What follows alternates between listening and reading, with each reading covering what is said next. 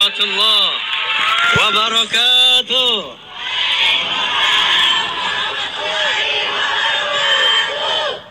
Mengenai isu capres Rhoma Irama, karena tadi saya dengar Mas Joko edan tenan apa ora tuh? Emang edan banget gitu. Nah wis ngedalang edan. Tadi diinformasikan sama beliau, masih banyak umat Islam yang bertanya sama saya, termasuk tadi ada beberapa kiai, Bang Haji, itu mengenai isu capres tenan apa ora sih? Bertanya. Sementara ini sudah menjadi isu nasional. Kenapa nggih? Maka saya ingin jelaskan dalam kesempatan ini.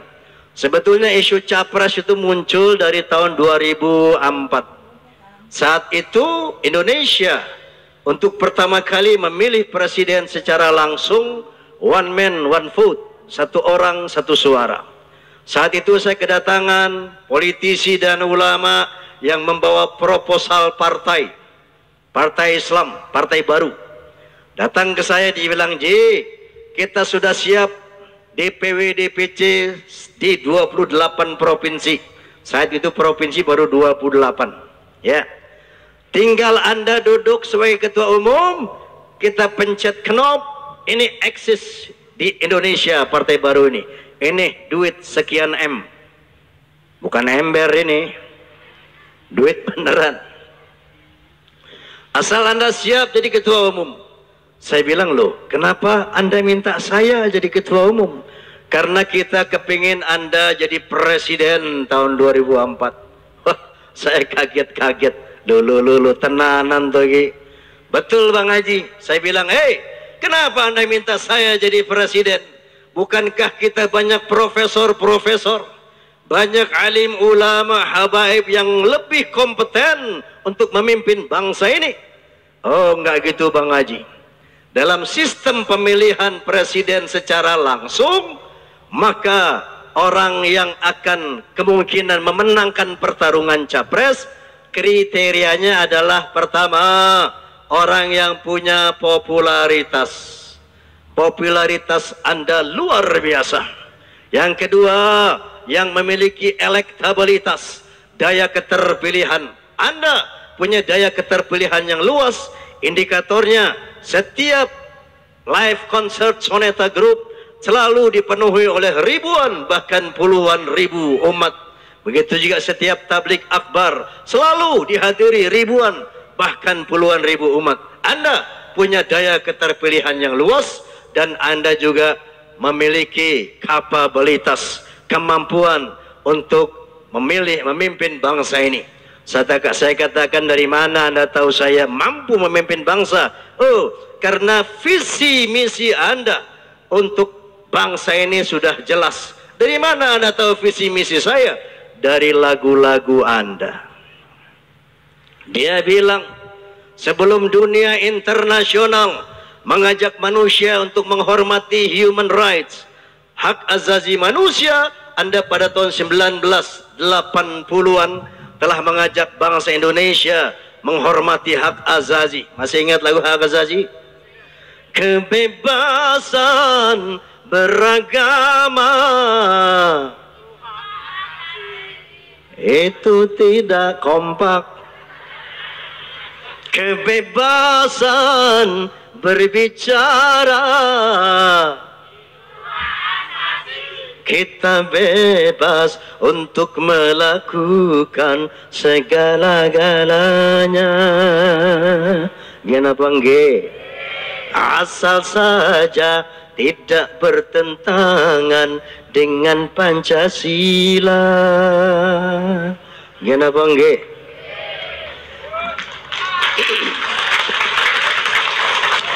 Dan selain itu, sebelum dunia internasional, sebelum Indonesia membentuk KPK, Anda telah mengajak bangsa Indonesia untuk memerangi korupsi dalam lagu Indonesia pada tahun 1982. Selama korupsi semakin menjadi-jadi, jangan diharapkan adanya pemerataan. Gana bangge.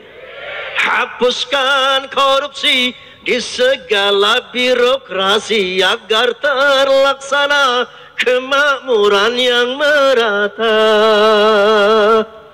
Faham? Dalam Undang-Undang Dasar 45 pasal 33 ayat 3 jelas berbunyi, bumi dan air dan kekayaan alam yang terkandung di dalamnya dikuasai oleh negara dan dipergunakan untuk sebesar-besar kemakmuran rakyat. Rakyat sudah makmur belum? Kemakmuran sudah merata apa belum? Kenapa? Karena maraknya praktek-praktek korupsi, maka yang terjadi, yang kaya makin kaya, yang miskin makin miskin, yang kaya makin kaya, yang miskin gena bangge. Mereka bilang selain itu Anda juga punya komitmen untuk membangun moral bangsa melalui lagu judi, narkotika, keramat dan lain sebagainya. Jadi Anda kompeten buat memimpin bangsa. Tolong Bang Haji duduk sebagai ketua umum. Saya katakan, waduh, terima kasih banyak atas penghormatan Anda, tapi saya mohon maaf tidak berambisi untuk menjadi presiden. Emangnya jadi presiden enak? Betul. Presiden buat saya bukan jabatan yang menggiurkan, tapi menakutkan. Kenapa nggih? Tanggung jawabnya besar di hadapan Allah dan manusia. Kenapa nggih? Enakan jadi raja dangdut lagi. Kenapa nggih? Pada tahun 2009 datang lagi tim ses dari seorang capres melamar saya dengan dasar tadi. Dengan dasar kriteria tadi Bang Haji, Anda kita minta untuk mendampingi capres kita untuk menjadi wapresnya. Saya katakan watur nuwun sangat. Kemarin saya ditawari jadi presiden aja nggak mau, apalagi wakilnya. Oke. Pada tahun 2012 datang desakan. Saya katakan bukan lagi permintaan, tapi desakan dari sekelompok ulama habaib saat itu yang mewakili Forum Ulama Habaib Betawi, dan pada hari yang lain juga datang habaib yang mewakili Persatuan Habaib Nasional, dan pada hari yang lain datang juga teman-teman politisi dari Senayan. Ji, Anda harus maju 2014 mewakili aspirasi umat Islam. Ini momentum buat antum. Dan berbeda dengan 2004-2009, kali ini anehnya saya pun punya keterpanggilan untuk ikut membenahi bangsa ini.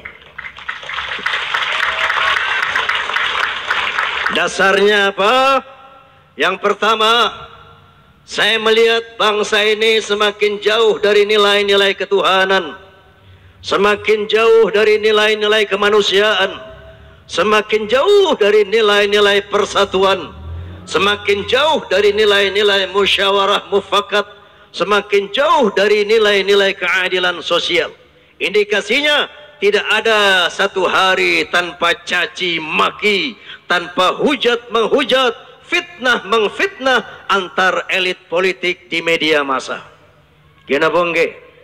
Tidak ada satu hari yang berlalu tanpa anarkisme yang dilakukan oleh berbagai macam elemen bangsa. Gena bongge. Tidak ada satu hari yang berlalu tanpa konflik horizontal antar komponen bangsa, mahasiswa dengan aparat, mahasiswa dengan massa, kemudian konflik antar umat beragama, bahkan sampai konflik antar aparat penegak hukum, tentara dan polisi berkelahi. Gena banggi. Dan di samping itu secara eskalatif yang namanya kejahatan semakin meningkat secara variatif, semakin beragam bentuk kejahatan.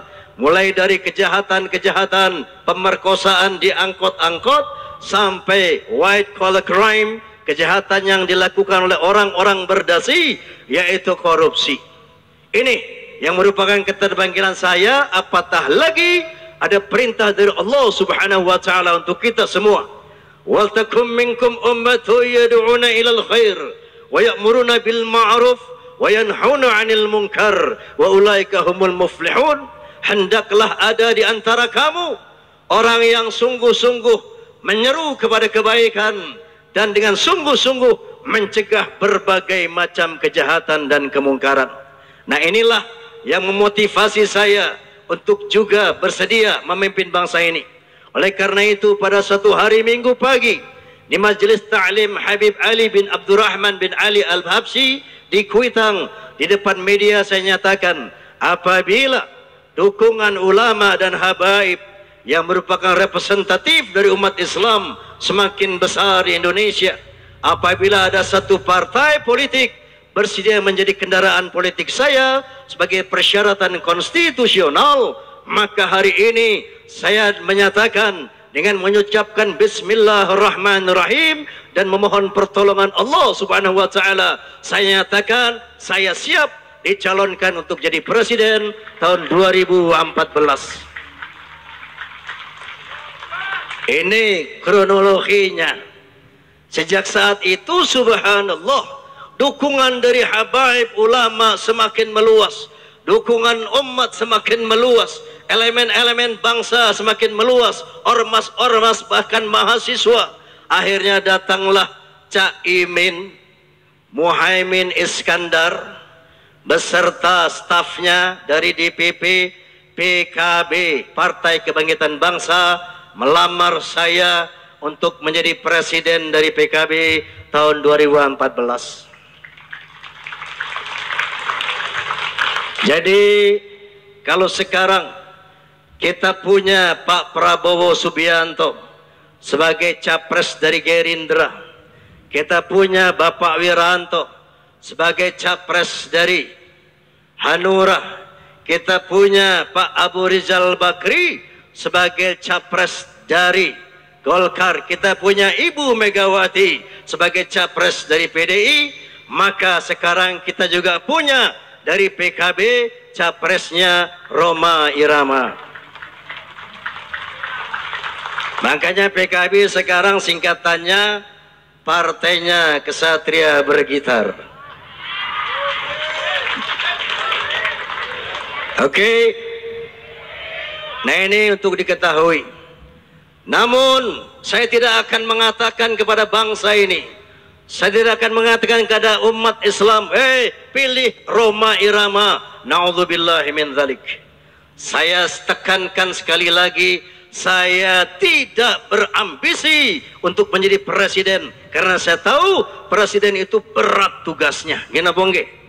Tapi saya berada pada posisi yang tidak bisa menolak karena desakan ulama habaib yang merupakan representatif dari umat Islam, representatif dari bangsa ini. Jadi kalau saya nolak, hukumnya dosa besar.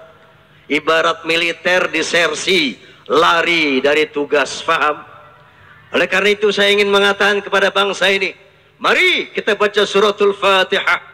Bibarakatil Fatihah kita mohon kepada Allah Subhanahu wa taala agar Allah mengutus seorang pemimpin yang ideal untuk bangsa ini, yang memiliki kriteria dari Allah dan Rasulnya. Yang pertama, dia harus siddiq, artinya memiliki integritas dan komitmen yang kuat untuk membangun bangsa. Yang kedua, dia harus tabligh, berani menyampaikan yang benar itu benar, yang salah itu salah dari Allah dan Rasulnya.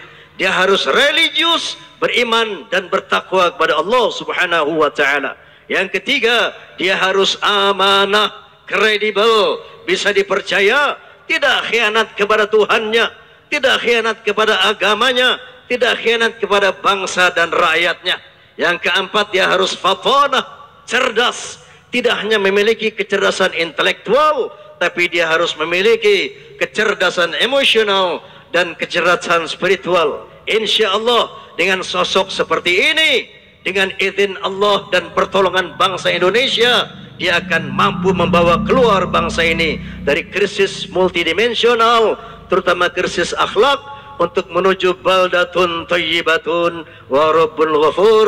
negara yang adil berkemakmuran, yang makmur berkeadilan. Ala hadhihi niyyah wa ala kulli niyatin salihah wa ila hadratin nabi. Al-Fatihah. A'udzu billahi minasy syaithanir rajim. Bismillahirrahmanirrahim. Alhamdulillahi rabbil alamin. Ar-Rahmanir Rahim. Maliki yaumiddin. Iyyaka na'budu wa iyyaka nasta'in.